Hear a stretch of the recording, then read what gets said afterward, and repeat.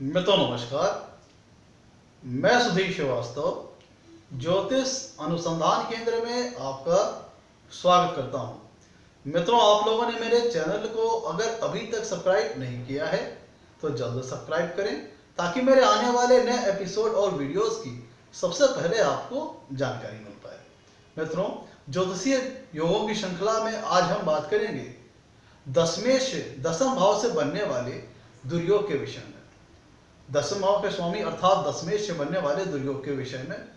मित्रों, अभी तक क्या होता है कि हम लोग जब ज्योतिष शास्त्र के अंतर्गत जब शुभ योगों के बारे में चर्चा करते हैं, जैसे पंच महापुरुष योग, गज केसरी योग, तो मन को बड़ी प्रसन्नता मिलती है।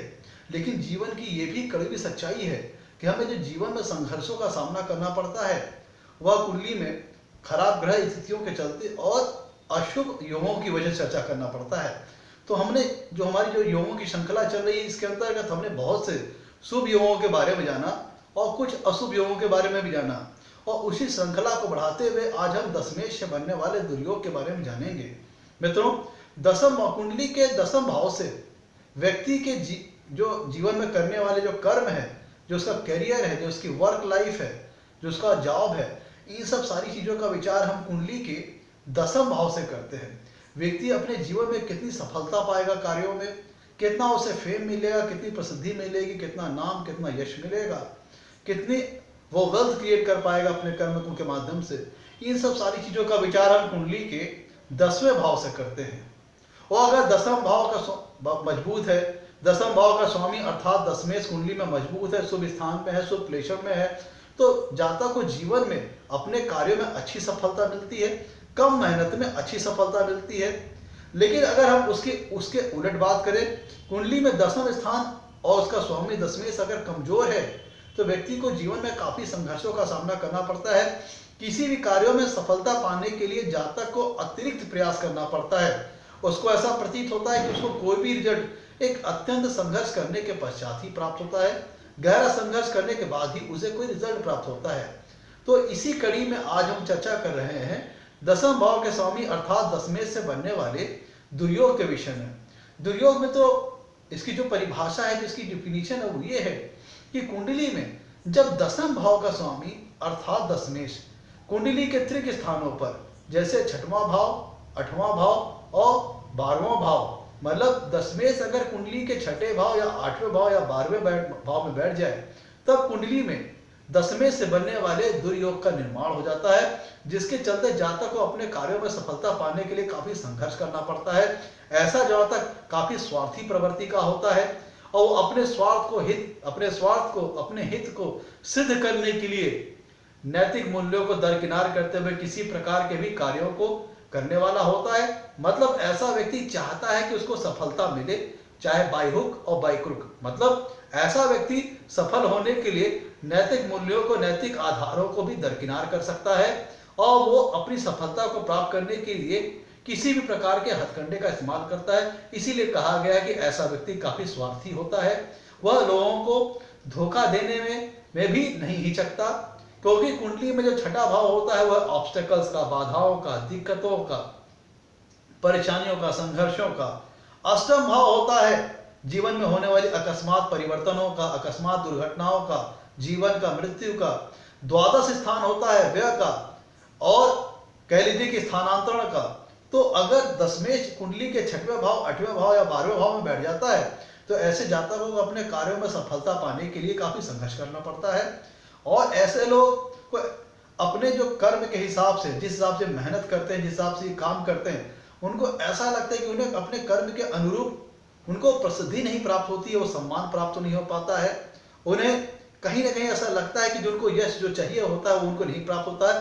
कहने का मतलब ऐसा जातक लोगों की नजर में एक नगण्य की भूमिका में रहता है। उसको लगता है कि उसको इंपॉर्टेंस नहीं दी जा रही है, उसको वो दर्जा नहीं मिलता है जो कि अन्य लोगों को प्राप्त हुआ। मतलब अगर कुंडली में दुर्योग है तो ऐसा व्यक्ति को वो सम्मान नहीं मिल पाता, वो यश नहीं मिल पाती है, वो कीर्ति नहीं मिल पाती है। उसे अपने कार्यों के लिए निरंतर संघर्षशील रहना पड़ता है। किसी भी कार्य करने के लिए अधिक परिश्रम करना पड़ता है। बाय हुक बाय क्रुक, साम दाम दंड भेद, वो ऐसा व्यक्ति सभी तरीके का इस्तेमाल करता है अपने कार्यों में सफलता पाने के लिए और किसी भी प्रकार के कार्यों को कह लीजिए कि सफलता पाने के लिए किसी भी तरीके कार्य करने में वो सक्षम होता है, वो नैतिक मूल्यों को दरकिनार कर सकता है। और ऐसा व्यक्ति हो सकता है कि अपने, चूंकि उसका जो कर्म स्थान का स्वामी दसवें जो बैठा है, त्रिक भाव में बैठा है, छठवें आठवें भाव 12वें भाव में, तो ऐसा व्यक्ति हो सकता है कि अपने लोगों को, जो अपने बड़े जन हैं, जो अपने गुरुजन हैं, उन लोगों को बराबर आदर सम्मान न दे। और हो सकता है ऐसे लोगों को जिनकी कुंडली में दुर्योग का निर्माण हो रहा है, वो इजीली अपने जॉब में सेटल ना हो पाए। उन्हें अपनी जीविका चलाने के लिए हो सकता है बार बार जॉब का परिवर्तन करना पड़े।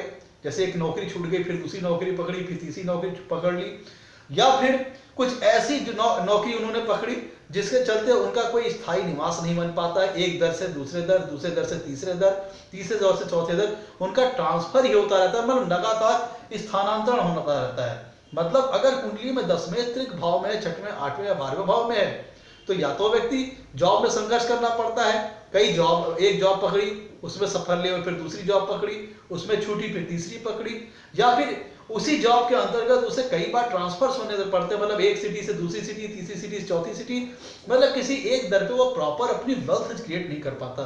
तो जॉब में जो संघर्ष आ रही है, इसके चलते जब तक अपने जीवन में प्रॉपर वेल्थ, एक कली संपन्नता नहीं हासिल कर पाता, एक अपना स्थायी निवास नहीं बना पाता, बस वो अपनी आजीविका का साधन के लिए परेशान रहता है, और वो एक दर से दूसरे दर उसे यहाँ वहां जाना पड़ता है। और मूलतः ऐसा व्यक्ति जिसकी कुंडली में दुर्योग का निर्माण हो रहा होता है, उसको अपने निवास स्थान से दूर कहीं जाना पड़ सकता है। और जो आप कुंडली में दुर्योग का मुख्य उद्देश्य ये जाने, तो चूंकि 10वें से बनने वाला दुर्योग है, इसका मतलब ये होता है कि 10वां भाव होता है कर्म का। तो जातक को अपने निश्चित ही अपने कार्यों में आसानी से सफलता नहीं मिलेगी, उसे काफी मेहनत लगानी पड़ेगी, डबल मेहनत लगानी पड़ेगी। हो सकता है एक जॉब में ना मिले, फिर दूसरी जॉब में स्थायित्व मिलना मुश्किल हो जाएगा, परिश्रम काफी करना पड़ेगा, स्टेबिलिटी नहीं आएगी लाइफ में, लॉस, या फिर जाता कोई व्यवसाय कर रहा है तो उसमें लॉसेस हो सकते हैं, नुकसान हो सकता है। और अगर कोई जॉब कर रहा है तो वहां पे डिस्प्यूट्स हो सकते हैं, विवाद हो सकते हैं, अपयश मिल सकता है, अब कीर्ति पे हानि लग सकती है। मतलब कुंडली में दुर्योग होना एक अशुभ बात है, जो कि कार्यों के लिए एक अच्छी बात नहीं है। जातक को स्थानांतरण का कई बार सामना करना पड़ता है, पता चला एक जगह से दूसरी जगह से तीसरी जगह इजीली स्थायित्व मिलना, सेटलमेंट होना बड़ा मुश्किल हो जाता है। तो कुंडली में दुर्योग एक अच्छा योग नहीं है, लेकिन अगर दुर्योग बनता है तो जातक को अपने जीवन में कार्यों को लेकर के परेशानियों का, संघर्षों का सामना करना पड़ता है। और ऐसा जातक निश्चित ही बहुत स्वार्थी होता है, वो किसी को धोखा, अपने स्वार्थ के लिए, अपने हित के लिए वो किसी को धोखा भी दे सकता है, और वो सफलता पाने के लिए किसी भी टाइप के हथकंडों को इस्तेमाल करने में हिचकता नहीं है मित्रों।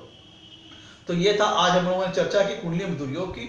और दुर्योग 10वें की अगर हम बात करें तो कुंडली में 10वां भाव होता कौन सा है? कुंडली में 10वां भाव में, तो जैसे मान लीजिए एक सैंपल चार्ट है, इस सैंपल चार्ट को देखें तो कुंडली में जो 10वां भाव होता है वह होता है 10वां भाव, ये कुंडली का 10वां भाव केंद्रीय स्थान होता है, जो कि बहुत महत्वपूर्ण स्थान होता है। पहले भाव से अगर हम 10 भाव गिनती करेंगे तो 10वां भाव कुंडली में होता है ये। अगर 10वां भाव का स्वामी अर्थात दशमेश, जैसे अगर हम प्रस्तुत उदाहरण में बात करें, दशमेश इस प्रस्तुत उदाहरण में होते हैं, क्योंकि 10वां भाव मकर राशि आ रही, इसके स्वामी होते हैं शनि। शनि अगर यहाँ बैठ जाए, या यहाँ बैठ जाए, या यहाँ बैठ जाए, तब कुंडली में दुर्योग का निर्माण हो जाएगा, और जातक को अपने कार्यों में अपयश, हानि, लॉसेस या फिर काफी संघर्ष का सामना करना पड़ सकता है, आसानी से स्थायित्व नहीं मिलेगा मित्रों। आज के लिए इतना ही, ये था दुर्योग मित्रों। आगे हम इसी तरह अच्छे योग बना करके आपके सामने, शुभ अशुभ दोनों योग आपके सामने बनाकर लाते रहेंगे। आपसे कहना है मेरे वीडियो को लाइक कीजिए, मेरे चैनल को सब्सक्राइब कीजिए। आपके लाइक्स और सब्सक्रिप्शन हमें मोटिवेशन प्रदान करते हैं, ताकि हम आगे चल करके और अच्छे वीडियो बना सके और आपके सामने प्रस्तुत कर सकें। आज के लिए इतना ही मित्रों, धन्यवाद।